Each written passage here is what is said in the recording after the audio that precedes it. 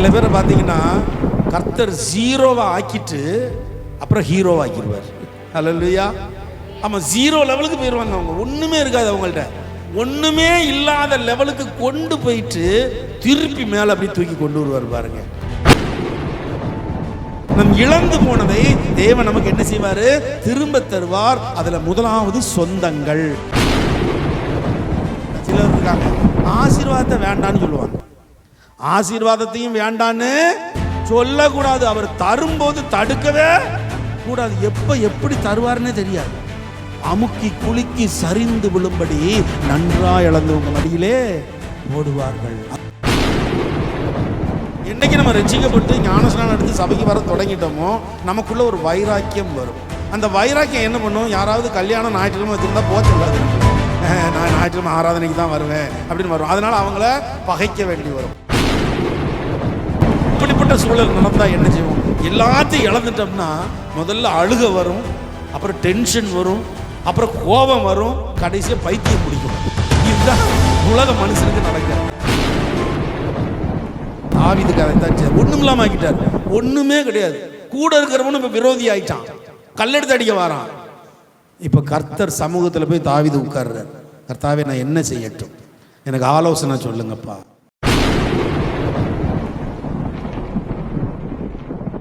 இந்த நாளிலும் தேவன் இழந்து போனதை திரும்ப தருவார். அதாவது உன்னை மீண்டும் கட்டுவிப்பேன் அப்படின்னா, ஏற்கனவே இடிஞ்சு போச்சு, இடிஞ்சு போனதை திரும்ப கட்டுவிக்கிறார். அப்படின்னா இழந்து போனதை திரும்ப தருகிறார், அப்படிதான் அர்த்தம் இல்லையா?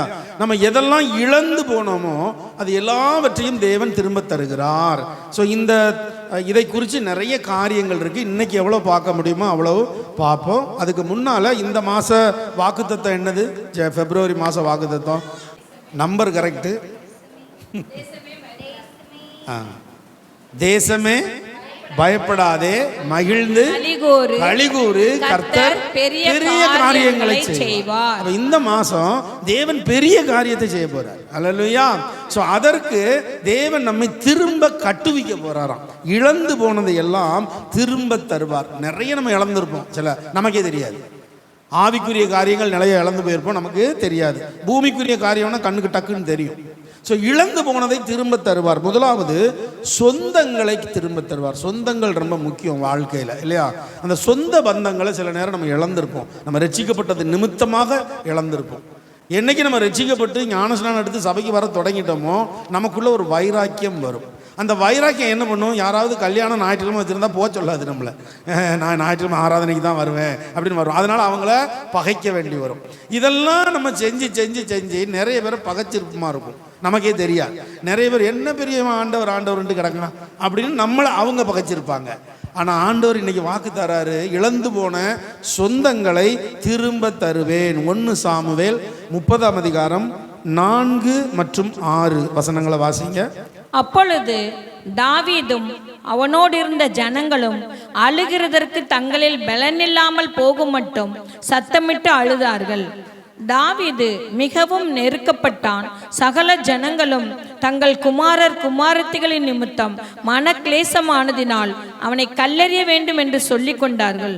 தாவீது தன் தேவனாகிய கர்த்தருக்குள்ளே தன்னை திடப்படுத்தி கொண்டான். பாருங்க, தாவீதோட மனைவி பிள்ளைகள், அவன் கூட இருந்த 400 பேர், அவங்க மனைவி பிள்ளைகள் எல்லாரையும் கொள்ளையடிச்சிட்டு போயிடுவாங்க. இவங்க வேட்டைக்கு போயிட்டு திரும்பி வரும்போது பார்த்தா வீட்டில் ஒருத்தருமே இருக்க மாட்டாங்க, ஒரு பொருள் இருக்காது, ஒரு ஆடு மாடு இருக்காது, ஊரையே கொள்ளையடிச்சிட்டு போயிடுவானுங்க. பொண்டாட்டி பிள்ளை எல்லாத்தையும் கொள்ளையடிச்சிட்டு போயிடுவாங்க. தாவீது கடந்து கதறுவார். கூட இருக்கிறவன் என்ன செய்வான்? தாவீது ஒன்னைய நம்பி தானே நாங்கள் வந்தோம், அப்போ இவன் சரியில்லை, தலைவனுக்கு மேலே லாய்க்கே கிடையாது, இவனை என்ன செய்யுங்க, கல்லறிந்து கொல்லுங்கள்னு கூட இருக்கிறவங்க சொல்லுவாங்க. அப்போ தாவீது கூட இருக்கிறவங்கள்ட்ட போய் சமரசம்லாம் பேசிக்கிட்டு இருக்க மாட்டார், எதிரியை பார்த்து கோவப்படவும் மாட்டார். என்ன செய்வாராம்? தாவீது தன் தேவனாகிய கர்த்தருக்குள்ளே தன்னை திடப்படுத்தி கொண்டான். முதல்ல திடப்படுத்துறார். சோர்வின் ஆவிக்கு இடம் கொடுக்கல. ஐயோ எல்லாம் போயிட்டார். கர்த்தர் ஜீரோவா ஆக்கிட்டு அப்புறம் ஹீரோவா ஆக்கிடுவார். அல்லேலூயா. ஆமா, ஜீரோ லெவலுக்கு போயிடுவாங்க. அவங்க ஒண்ணுமே இருக்காது, அவங்கள்ட்ட ஒண்ணுமே இல்லாத லெவலுக்கு கொண்டு போயிட்டு திருப்பி மேல அப்படி தூக்கி கொண்டு வருவார் பாருங்க. தாவீதுக்கு அதைத்தான் ஒண்ணும் இல்லாம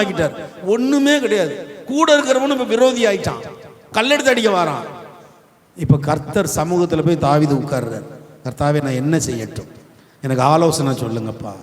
இப்போ நம்ம இப்படிப்பட்ட சூழல் நடந்தால் என்ன செய்வோம்? எல்லாத்தையும் இழந்துட்டோம்னா முதல்ல அழுக வரும், அப்புறம் டென்ஷன் வரும், அப்புறம் கோபம் வரும், கடைசியாக பைத்தியம் பிடிக்கும். இதுதான் உலக மனுஷனுக்கு நடக்கிறது.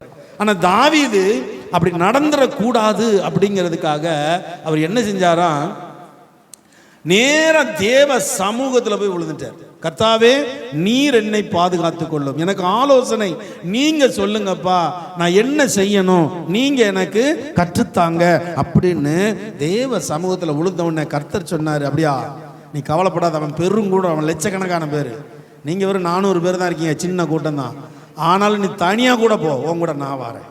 இவெல்லாம் உன் கூட வரமாட்டேன்னு சொல்றானா, பரவாயில்ல நீ தனியா போ, எல்லாவற்றையும் நீ திருப்பி கொள்ளுவாய், உன்னை மீண்டும் கட்டி எழுப்புவேன் அப்படின்னார். அதை நம்பி தாவீது என்ன பண்ணாரு, புறப்பட்டு போனா கர்த்தர் தாவீதுக்காக யுத்தம் பண்ணி அவ்வளவு பேரையும் அடிச்சு நொறுக்கி, தாவீது தன் மனைவி, பிள்ளைகள், பொருட்கள், ஆடு மாடு, தன் நண்பர்களுடைய பொருட்கள் எல்லாத்தையும் ஒண்ணு கூட விடாம எல்லாத்தையும் மீட்டு கொண்டு வருவாரு. எக்ஸ்ட்ராவா அவனுங்க சொத்தையெல்லாம் கொள்ளையடிச்சுட்டு வந்துருவாரு. கர்த்தர் அப்படி செய்வார். நம் இழந்து போனதை தேவன் நமக்கு என்ன செய்வாரு, திரும்ப தருவார். அதுல முதலாவது சொந்தங்கள். இந்த சொந்தங்களை நம்ம இழந்துட்டோம் நினைக்காதீங்க, திரும்ப தருவார். 1 சாமுவேல் 30:19 வாசிங்க. அவர்கள் கொள்ளையாடி கொண்டு போன எல்லாவற்றிலும், சிறியதிலும் பெரியதிலும், குமாரரிலும் குமாரத்திகளிலும் ஒன்றும் குறைபடாமல் எல்லாவற்றையும் தாவீது திருப்பிக் கொண்டான். எல்லாவற்றையும், ஒன்னு கூட குறைவுபடல, எல்லாவற்றையும் தாவீது என்ன செய்தானா, திருப்பி கொண்டான். அத்தனை சொந்தங்களும் அவனுக்கு திரும்ப வந்தது. சங்கீதம் 18:16 வாசிங்க. உயரத்தில் இருந்து அவர் கை நீட்டி என்னை பிடித்து ஜல பிரவாகத்தில் இருந்து என்னை தூக்கி விட்டார். ஆமென். சில நேரத்துல நம்ம அமிழ்ந்து போற மாதிரி நமக்கு ஃபீல் ஆகும். எல்லாரும் கைவிட்டுட்டாங்க, யாருமே நமக்கு இல்ல அப்படின்னு ஒரு ஃபீல் ஆகும் பாருங்க. அன்னைக்கு கர்த்தர் சொல்லுவாரு, என் பிள்ளையே இதோ நான் நிற்கிறேன் உனக்காக அப்படின்னு கரம் பிடிச்சு என்ன செய்வாராம், தூக்குவாராம். 2வது உற்சாகத்தை திரும்ப தருவார். முதல்ல சொந்தங்களை திரும்ப தருவார், 2வது உற்சாகம். சில நேரத்தில் நம்ம என்ன செய்வோம், சோர்ந்து போயிடுவோம் இல்லையா, அந்த சோர்ந்து போன நேரத்தில் உற்சாகத்தை திரும்ப தருவாராம். 1 ராஜாக்கள் 19:4 வாசிங்க. அவன் வனாந்திரத்தில் ஒரு பிரயாணம் போய் ஒரு சூறை செடியின் கீழ் உட்கார்ந்து தான் சாக வேண்டும் என்று கோரி, போதும் கர்த்தாவே என் ஆத்மாவை எடுத்துக்கொள்ளும், நான் என் பிதாக்களை பார்க்கிலும் நல்லவன் அல்ல என்று சொல்லி சொன்ன ஆள் யாரு தெரியுமா? இந்த வசனத்தை சொன்ன ஆள் யாரு? போதுங்கிறதாவே போதும், நான் சாக போறேன், என்னையால இனிமே இந்த ஜனங்களோட மாரடிக்க முடியாது, நான் சாக போறேன், எனக்கு இந்த வாழ்க்கை வேண்டான்னு சொன்ன மனுஷன் சாதாரண மனுஷன் இல்ல, இயேசுவுக்கும் முன்னால மரித்தவனை உயிரோடு எழுப்பின மனுஷன். வானத்திலிருந்து அக்கினியம் வரவழைச்சி ஒரு நாளைக்கு 50 பேரை கொள்ளுவார். அவனை பிடிச்சிட்டு வான 50 பேரை அனுப்புவார், சேனை தலைவன் கூட வருவான். அந்த 50 பேர் வந்து முதல்ல வீரவசனம் பேசி வாழை கையில தூக்குவானுங்க. வாழை கையில தூக்கணும்னு அந்த மனுஷன் பேரை சொல்லிடுறான். அந்த மனுஷன் யாரு? எலியா. வாழை கையில அந்த சேனாதிபதி தூக்கின உடனே இவர் ஒன்னும் செய்ய மாட்டாரு, பூ அப்படின்றாரு. வாயிலிருந்தும் வானத்திலிருந்தும் என்ன வரும் அவருக்கு? அக்கினி வந்து 50 பேருக்கு கொன்றும். இன்னும் 50 பேர் அனுப்புவா, இன்னும் 50 பேர் வந்து அதே மாதிரி வாழை தூக்குவானுங்க. அதே மாதிரி வானத்திலிருந்து அக்னி வந்து என்ன செய்யும், அந்த 50 பேரை கொன்றும். 3வது ஒரு 50 பேர் அனுப்பும்போது சேனாதிபதி, 3வது சேனாதிபதி இவன் யோசனை வந்துடும், இலே எலியா கூட கர்த்தர் இருக்கிறார், போற எவனா இருந்தாலும் சுட்டரிக்கப்படுறான், அதனால இப்ப போய் அவன்கிட்ட வாழை தூக்க கூடாதுன்னு எலியா காலில் போய் விழுந்துருவான். சேனாதிபதி, ஒரு நாட்டின் சேனாதிபதி எலியா காலில் வந்து விழுந்து, ஐயா என் உயிர் பிச்சை கொடுங்க. 2 ராஜாக்கள் 1:12 வாசிங்க. எலியா அவர்களுக்கு பிரதியுத்தரமாக, நான் தேவனுடைய மனுஷனானால் அக்கினி வானத்திலிருந்து இறங்கி உன்னையும் உன் 50 பேரையும் பட்சிக்க கடவுது என்றான். உடனே தேவனுடைய அக்கினி வானத்திலிருந்து இறங்கி அவனையும் அவன் 50 பேரையும் பட்சித்தது. இந்த வசனத்தை வாசித்து பாருங்க. இந்த ஸ்டோரி ஃபுல்லா நீங்க முன்ன அந்த 1 ராஜாக்கள் ஃபுல்லா வீட்டில் வாசித்து பாருங்க. காலில் வந்து பொத்துன்னு விழுந்துருவான். விழுந்து ஐயா உயிர் பிச்சை கொடுங்க எனக்கு. என்னடா எதுக்குடா உயிர் பிச்சை? உங்களை கூட்டிட்டு வரலன்னா தூக்குல போட்டுருவா. தயவு செய்து நீங்க என்ன என் கூட வாங்க அப்படின்னு எலியா சொல்வார். அப்படியா, நீ கெஞ்சி கேட்டுக்கிட்டதுனால நான் என்ன செய்யற, உன் கூட வாரேன். இப்ப கர்த்தர் இதுல நமக்கு என்ன கற்று தருகிறார்? இவ்வளோ பெரிய ஊழியக்காரன், இவ்வளோ வல்லமை பெற்றவன் எலியா, அவ்வளவு அவன் தான் திரும்ப வர போறான். நம்ம பிரசங்கம் ஏற்கனவே போன வாரம் பார்த்தோம். இதே எலியா தான் இப்ப என்ன செய்ய போறாரு, திரும்ப வர போறாரு. எலியாவும் மோசேயும் என்ன செய்வாங்க, திரும்ப வருவாங்க. அதை பார்க்கறதுக்கு நம்ம மட்டும் இருக்க மாட்டோம். நான் நம்புறேன் எலியா மோசே வரும்போது நீங்க இருந்து அவரை பார்க்கணும்னு ஆசைப்பட்டா போச்சு. எலியாவும் மோசேயும் எப்போ வருவாங்க? இப்ப ரெண்டாவது உபத்திரவ காலத்தில் வருவாங்க. அப்ப நம்ம இருக்கவே, நம்ம பரலோகத்தில் பார்த்துக்கிடுவோம் அவங்கள. ஏன்னா அவங்க பூமிக்கு வருவாங்க. எல்லாரும் எலியா மோசையை பார்ப்பாங்க, எல்லாரும் பார்ப்பாங்க. எலியாவுக்கு விரோதமாக எழும்பினவர்களும் மோசைக்கு விரோதமாக எல்லாரும் எலியாவை பார்ப்பாங்க, மோசையை பார்ப்பாங்க. திரும்ப வந்துட்டானுங்க. ஆனால் நம்ம மட்டும் பார்க்க மாட்டோம். நம்ம எங்கேருந்து பார்ப்போம்? நம்ம பார்ப்போம், பூமியிலிருந்து பார்க்க மாட்டோம். எங்கேருந்து பார்ப்போம்? பரலோகத்திலேருந்து பார்த்துட்டு இருப்போம். அல்லேலூயா. கர்த்தருடைய வருகையில் நம்மெல்லாம் அப்போ போயிருப்போம். ஸோ அந்த எலியா அவ்வளோ பவர்ஃபுல் மேனுங்க. பைபிளில் வெரி பவர்ஃபுல் மேன் அப்படின்னா அவர் என்னெல்லாம் அற்புதம் பண்ணாரோ ஏசப்பா, அதை விட பல மடங்கு அற்புதத்தை எலியா பண்ணியிருக்கிறார். அந்த மனுஷன் 19வது அதிகாரம் 4ஆம் வசனத்தில் என்ன சொல்றான்? தான் சாக வேண்டும் என்று கோரி, போதும் கர்த்தாவே என் ஆத்துமாவை எடுத்துக்கொள்ளும் அப்படின்னு. அப்போ எவ்வளோ பெரிய சோர்வு எலியாவுக்குள்ள வந்திருக்கும். நம்மெல்லாம் ஏமாத்துறோம். அதான் கர்த்தர் சொன்னாரு, பச்சை மரத்துக்கே இந்த பாடுன்னா பட்டை மரத்துக்கு எப்பாடு அப்படின்னாரு. ஸோ இவ்வளோ பெரிய தீர்க்கதரிசிகள், இவ்வளோ பெரிய பரிசுத்தவான்கள், அவங்களே போதும் கர்த்தாவேன்னு உட்காரும்போது நம்மெல்லாம் ஏமாத்துறோம். ஆனால் எலியா போதும் கர்த்தாவேன்னு ஏன் உட்கார்ந்தாரு தெரியுமா? சொல்லுங்க பாப்பா, யாருக்காவது ரகசியம் புரியுதா? இப்போ இருக்கிற ஜான் போதும் கர்த்தா சொல்லக்கூடாதுண்ணா. ஏற்கனவே ஒரு ஊழியக்காரர் சாட்சி சொன்ன போன வாரம் இல்லையா, போதும் ஆண்டவரை என்னை எடுத்துக்கொள்ளுன்னு அந்த மனுஷன் சொல்கிறான். ஊழியக்காரன் வாயிலிருந்து அது வரவே கூடாது. எலியா சொன்னார், அவர் தப்பு கிடையாது, அவர் சொல்லலாம் போதும் கர்த்தாவே நான் சாவ போறேன், எலியா சொல்லலாம். ஆனால் நான் சொல்லக்கூடாது. இந்த கிருபையின் காலத்து ஊழியக்காரன் ஒருத்தனும் சொல்லக்கூடாது. ஏன் சொல்லுங்க? எலியாவின் நாட்களிலே இயேசு கிறிஸ்துவின் விலையேறப்பட்ட ரத்தம் கிடையவே கிடையாது. ஆனா உங்களுக்காக எங்களுக்காக இயேசு கிறிஸ்துவின் ரத்தம் இன்றைக்கு சிந்தப்பட்டிருக்கிறது. அதனால போதும் கர்த்தாவே எல்லாம் சொல்ல முடியாது. நெல்லு அப்படிம்பாரு, அடி தாங்க முடியல, பரவாயில்ல நெல்லு, நீனா தாங்குற, நான் தாங்கிக்கிட்டு இருக்கேன். எவ்வளோ உபத்திரம் வரும், எவ்வளோ பாடு வரும், நமக்கு முன்னால இயேசு வந்து நின்று எல்லாத்தையும் சகித்து கொண்டிருப்பார். அல்லேலூயா. ஸோ நீங்கள் போதும் ஆண்டவரேன்னு சொல்லவே வேண்டாம். ஆசீர்வாதத்தையும் போதும்னு சொல்ல வேண்டாம். சிலர் இருக்காங்க ஆசீர்வாதத்தை வேண்டான்னு சொல்லுவாங்க. ஆசீர்வாதத்தையும் வேண்டான்னு சொல்லக்கூடாது. அவர் தரும்போது தடுக்கவே கூடாது. எப்போ எப்படி தருவார்னே தெரியாது. அமுக்கி குலுக்கி சரிந்து விழும்படி நன்றா இழந்து உங்க மடியிலே போடுவார்கள். அது ஆசீர்வாதம். இங்கே இழந்து போன சொந்தங்களை முதல்ல தாராரு, ரெண்டாவது உற்சாக ஆவியை தாராரு. எப்படி தாராரு? எலியா மாதிரி நீ இருக்காத. இதற்கு அவன், சேனைகளின் தேவனாகிய கர்த்தருக்காக வெகு பக்தி வைராக்கியமாய் இருந்தேன். இஸ்ரவேல் புத்திரர் உமது உடன்படிக்கையை தள்ளி விட்டார்கள். உம்முடைய பலிபீடங்களை இடித்து உம்முடைய தீர்க்கதரிசிகளை பட்டயத்தினால் கொன்று போட்டார்கள். நான் ஒருவன் மாத்திரம் மீதியாய் இருக்கிறேன், என் பிராணனையும் வாங்க தேடுகிறார்கள் என்றான். இந்த ஒரு பாயிண்ட்னால தான் சாகணும்னு அவன் சொன்னான். இங்க யாருக்காவது இந்த ரகசியம் விளங்குதா? அதான் பாயிண்ட். நான் எலியா இவ்வளவு அற்புதம்லாம் செஞ்சதுனால எலியாக்குள்ள என்ன வந்துட்டு, நான் யார் தெரியுமா? கைய நீட்டலாம், வானத்துல அக்கினி வரும், கொன்றும் பார்த்துக்கோ. நான் யார் தெரியுமா? அப்படி பூணு ஊதுனா என் வாயிலிருந்து அக்கினி வரும். நான் யார் தெரியுமா? மரித்தோரை எழுப்புவேன். நான் யார் தெரியுமா? நான் ஆண்டவர்கிட்டே சொல்றான், நான் ஒருவன் மாத்திரம் மீதியா இருக்கிறேன். கர்த்தர் என்ன பதில் கொடுத்தாரு தெரியுமா? நீயாடா? வாசிங்க அடுத்து 1 ராஜாக்கள் 19:18. அந்த பெருமையை ஆண்டவர் அங்கேயே உடைக்கார் எலியாவுக்கு. உனக்கு பெருமை வேண்டாம் அப்படின்னா அங்கேயே உடைக்கப்படுகிறது எலியாவின் பெருமை. வாசிங்க. ஆனாலும் பாகாலுக்கு முடங்காதிருக்கிற முழங்கால்களையும் அவனை செய்யாதிருக்கிற 7000 பேரை இஸ்ரவேலிலே மீதியாக வைத்திருக்கிறேன் என்றார். எலியா என்ன சொன்னா? நான் மாத்திரம் இருக்கேன், ஒருத்தர் இல்லை, உமக்கு ஊழியம் செய்ய ஒருத்தரும் இல்லை. உம்முடைய வருகையை அறிவிக்க ஒருத்தரும் இல்லை, அற்புதங்களை செய்ய ஒருத்தரும் இல்லை, நான் மாத்திரம் இருக்கிறேன். நீ மட்டுமா இருக்க? கொஞ்சம் திறந்து அந்த போய் பாரு, அங்க போய் பாரு, எத்தனை பேர் இருக்கான்? 7000 பேர் இருக்கான். ஒன்ன மாதிரி அற்புதத்தை செய்யறதுக்கு வெயிட் பண்ணிக்கிட்டு. அதில் ஒரே ஒரு ஆள் பேரை மட்டும் சொல்லுவார். யார் பேரை சொல்லுவார் கர்த்தர்? 7000 பேர் இருக்கான் அப்படின்னு சொல்லிட்டு ஒருத்தனுடைய பேரை சொல்லுவார். உனக்கு அடுத்து அவனை அபிஷேகம் பண்ணுப்பா அப்படின்பார். உனக்கு அடுத்த ஸ்தானத்தில் இப்ப நான் எலிசாவை உண்டாக்குகிறேன். எலிசா அவன் யாரு தெரியுமா? எலிசா கோடீஸ்வரங்க. 12 ஏர் பூட்டி உழுவார். அப்படி கோடீஸ்வரர். அவரை கர்த்தர் சொல்லுவார், அந்த கோடீஸ்வரனை நான் ஊழியத்துக்கு தெரிந்தெடுத்துருக்கேன், நீ போய் சொல்லு அப்படின்பார். இப்போ எலியா நேராக போனோம். எலியா பார்த்தா எல்லாருக்குமே பயம் வரும்.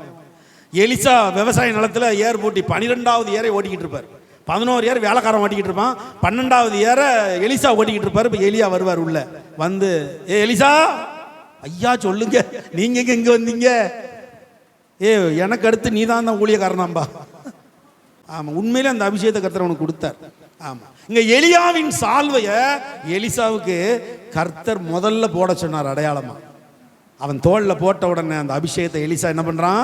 பெற்றுக்கொள்ளுகிறான். அதே சால்வைய கடைசியா நிரந்தரமா நிலைத்திருப்பதற்காக எலியா சொல்லுவாரு, நான் இப்ப வானத்துக்கு ஏறி போறேன், பரலோகத்திலிருந்து ஒரு ரதம் வருகிறது, அந்த ரதம் என்னை கூட்டு போகும். வெளியிருந்து பரலோகத்திலிருந்து கார் வருதுப்பா, கார்ல போறேன், என்னை பிக்கப் பண்ண ஒரு கார் வருது பரலோகத்திலிருந்து, நான் ரெடியா இருப்பேன், நான் ஏறி போவதையும் அந்த ரதத்தையும் நீ பார்த்துட்டீன்னா நீ தான் எனக்கு அடுத்த ஊழியக்காரன் அப்படி சொல்லுவாரு. சரின்ட்டு எலியா வந்து 3-4 இடத்துக்கு கூட்டு போவார். எலியா அவரை வில் பவர் இருக்கா எலிசாவுக்கு அப்படின்னு. ஒரு ஊர்லயும் ரதம் வராது. கடைசியா ஒரு இடத்துக்கு வந்து நிற்கும் போது யோர்தானை கிழிச்சுக்கிட்டு போவாங்க. யோர்தான் குறுக்க இருக்கும், அதையும் கிழிச்சுக்கிட்டு உள்ள போயிடுவாங்க.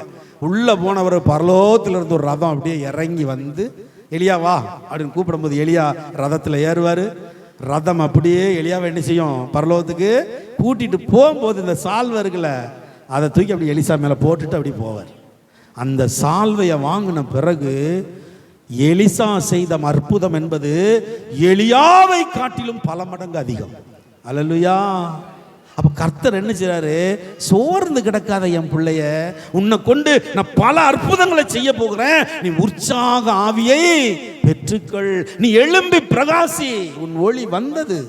அதனால எதை கொண்டு நீ என்ன செஞ்சிடாத, சோர்ந்து போகாத, நீ சோர்ந்தே போகாத, நீ எப்பொழுதும் உற்சாகமாயிரு. 2 கொரிந்தியர் 9ஆம் அதிகாரம் 7ஆம் வசனத்தை வாசிங்க. அவனவன் விசனமாயும் அல்ல கட்டாயமாயும் அல்ல, தன் மனதில் நியமித்தபடியே கொடுக்க கடவன். உற்சாகமாய் கொடுக்கிறவனிடத்தில் தேவன் பிரியமாய் இருக்கிறார். கர்த்தருக்கென்று கொடுக்கும்போது கூட எப்படி கொடுக்கணுமா? உற்சாகமா. அதைத்தான் அன்று வாங்குவார் இல்லையா?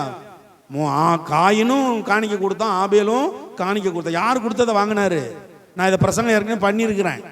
ஆமா, ஆபேல் ஏங்க கொடுத்தது வாங்கினார்? அவன் நான்வெஜ். ஆவேன் வந்து ஆட்டுக்குட்டி கொடுத்தான், நான்வெஜ். கர்த்தருக்கு நான்வெஜ் ரொம்ப பிடிக்கும், அதனால வாங்கிக்கிட்டார். காயின் என்ன கொண்டு வந்தான்? வெஜ்ஜு, காய்கறி. வெஜ்ஜில் நான் சாப்பிட முடியாது, போடா, ரிஜெக்டட். அதனாலயா அவன் உற்சாகமாகவும் உச்சிதமாகவும் கொண்டு வந்தான் இல்லையா? முதற் பலன் அதான் உச்சிதம், உற்சாகமா கொடுக்கிறது முதற் பலன் இல்லையா? ஆபேல் கொடுத்தது உற்சாகமாகவும் உச்சிதமாகவும் முதற் பலனை கொடுத்துட்டான். காயின் அப்படி இல்லை, இருக்கிற ஏதோ கட்டி கழுவ ஆண்டவர் வரந்து பாதையா சாப்பிட போறாரு, காணிக்க படைக்க சொல்றாரு, படைப்போம், அவ்வளவுதானே. உள்ளதில் சிலதை தான் கொடுத்தான். ஸோ கர்த்தர் எதை எதிர்பார்க்கிறார்னா, உச்சிதமானதை கொடுக்கும் பொழுது அவர் நமக்கு உற்சாகத்தை தருகிறார். உற்சாகமாய் கொடுக்கிற இடத்தில் தேவன் பிரியமாய் இருக்கிறார். சங்கீதம் 51:12-13 வாசித்து முடிப்போம். நமக்கு அடுத்து திருவிருந்து பந்தி இருக்கு. இது நிறைய 10-12 காரியம் இருக்கு, நம்ம 2 தான் பார்த்துருக்குறோம். உமது இரட்சணியத்தின் சந்தோஷத்தை திரும்பவும் எனக்கு தந்து உற்சாகமான ஆவி என்னை தாங்கும்படி செய்யும். அப்பொழுது பாதகருக்கு உமது வழிகளை உபதேசிப்பேன், பாவிகள் உம்மிடத்தில் மனம் திரும்புவார்கள். அல்லேலூயா. கர்த்தர் உற்சாக ஆவியை தந்த உடனே நம்ம என்ன செய்யணுமா? கர்த்தர் உற்சாக ஆவி தந்துடும். சோர்ந்து கிடப்போம், தட்டி எழுப்பி உற்சாகப்படுத்திடுவாரு. உற்சாகப்படுத்தணும்னா நம்ம என்ன செய்யணுமா? 13வது வசனம் சொல்லுது நம்ம என்ன செய்யணும். அப்பொழுது பாதகருக்கு உமது வழிகளை உபதேசிப்பேன், பாவிகள் உம்மிடத்தில் மனம் திரும்புவார். ஆமென். சோர்ந்து போயிருக்கிற நம்மை கர்த்தர் உற்சாகப்படுத்தின உடனே நம்ம என்ன செய்யணுமா? சுவிசேஷம் அறிவிக்கணும். உற்சாகம் ஆயிட்டு சினிமா தியேட்டருக்கு போகணும்னு போயிடக்கூடாது. உற்சாகப்படுத்திட்டார் கர்த்தர், நான் சுவிசேஷத்தை சொல்லுவேன். அப்படி சொல்ல ஆரம்பிச்சா யோவான் 14ஆம் அதிகாரம் 27 விலையேற பெற்றது அது உங்களுக்கு தருவார் கர்த்தர். வாசிங்க. சமாதானத்தை உங்களுக்கு வைத்து போகிறேன், என்னுடைய சமாதானத்தையே உங்களுக்கு கொடுக்கிறேன். உலகம் கொடுக்கிற பிரகாரம் நான் உங்களுக்கு கொடுக்கிறதில்லை. உங்கள் இருதயம் கலங்காமலும் பயப்படாமலும் இருப்பதாக. உலகத்துல என்ன இருக்கோ இல்லையோ சகோதரனே சகோதரியே, சமாதானம் இருக்கணும் இல்லையா? சமாதானம், அந்த நிம்மதி இருக்கு பாருங்க, அது விலையேற பெற்றது. அது எப்ப கர்த்தர் தருகிறார்? உற்சாக ஆவியை கொடுத்த உடனே ஒருத்தருக்காவது நம்ம சுவிசேஷம் சொல்லணும்னு போவோம் பாருங்க, நம்ம சமாதானத்தை கெடுக்கிறதுக்குன்னே பிசாசு முதல்ல வந்து நிற்பான். நம்ம உற்சாக ஆவியை பெற்றுக்கொண்டு நம்ம சுவிசேஷத்தை சொல்லுவோம் அப்படின்னு நினைப்போம் மனசுல, நம்ம உற்சாகத்தை கெடுக்கவே பிசாசு வந்து எழுப்பி நிற்பான். ஆமா, அப்போ நீங்க ஏசப்பாவை நோக்கி பார்க்கணும், கர்த்தரை நோக்கி பார்க்கணும். ஏசப்பா எனக்கு சுவிசேஷம் சொல்ல ஆசை, ஆனால் பிசாசு இப்படி எதிர்த்து நிற்க நான் என்ன செய்ய அப்படின்னா, கர்த்தர் சொல்றார், உங்கள் இருதயம் கலங்காமலும் பயப்படாமலும் இருப்பதாக. எதுக்குமே கலங்க வேண்டாம், எதுக்குமே பயப்பட வேண்டாம். ஏன்னா உலகம் கொடுக்கிற சமாதானத்தை நான் உங்களுக்கு தரல, என்னுடைய சமாதானத்தையே உங்களுக்கு கொடுக்கிறேன். அப்ப கர்த்தருடைய பரிபூரண சமாதானத்தை கர்த்தர் உங்களுக்கு என்ன செய்றாரு? தருகிறார். உங்க ஊழிய பாதையில, உங்க விசுவாச பாதையில எதிர்த்து நிற்கிறவர்கள் நிறைய இருக்கலாம், கண்ணுக்கு தெரியாம. ஆமா, இப்ப தெரியாது, மறைமுகமா உங்களை எதிர்த்து கொண்டே இருப்பாங்க, உங்களை மடங்கடிக்க பார்ப்பாங்க. அது உங்க தொழில், வியாபாரம், குடும்பம், ஊழியம் எல்லாவற்றிலும் அதுக்குன்னு தனியா ஒரு பிசாசு இருக்கு. அதுதான் மனச்சோர்வை கொண்டு வருகிற பிசாசு. அது எதிர்த்து நின்று முதலாவது மனச்சோர்வை கொண்டு வந்து விடும். இதோடு இவன் ஒளிஞ்சா அப்படின்னு நினைக்கும் போது கர்த்தர் வந்து சொல்வார், இல்லை இல்லை, நீ ஏன் பிள்ளை, என்னுடைய சமாதானத்தை உனக்கு தருகிறேன். அப்ப அவருடைய சமாதானத்தை பெற்றுக்கொண்டு நம்ம வாழும் பொழுது நிச்சயமா அநேகருக்கு நம்ம என்ன செய்யலாம்? சுவிசேஷத்தை அறிவிக்கலாம். மூன்றாவது பலத்தை தருவார். நிறைய இருக்கு, 12 காரியம் நான் எடுத்து வச்சிருக்கிறேன். 4வது பரிசுத்தத்தை தருவார். ஆமென். 5வது நிறையா இருக்குது, நம்ம அப்புறமா பார்க்கலாம். ஸோ இந்த 2 காரியத்தை முதல்ல நீங்கள் என்ன செய்யுங்க? மனசில் வச்சுக்கோங்க. இன்னைக்கு பார்த்தது முதல்ல சொந்தங்களை திரும்ப தருவார், அடுத்தது உற்சாகத்தை தருவார். இந்த 2 ரொம்ப ரொம்ப முக்கியம். சொந்தங்களும் முக்கியம், சொந்தங்களை விட்டுற முடியாது இல்லையா? சொந்தங்கள் ரட்சிக்கப்படணும். ஸோ சொந்தங்களை திரும்ப தருவார், அடுத்து உற்சாக ஆவியை தருவார். நம்புறீங்களா? நம்புறவங்க சந்தோஷமாக ஒரு 3 அலையிலேயே சொல்லுங்க பார்ப்போம். ஆமேன், ஆமேன், ஆமேன். இப்பொழுதும் நம்ம திருவிருந்து பந்திக்காக நம்ம ஆயத்தப்படுவோம்.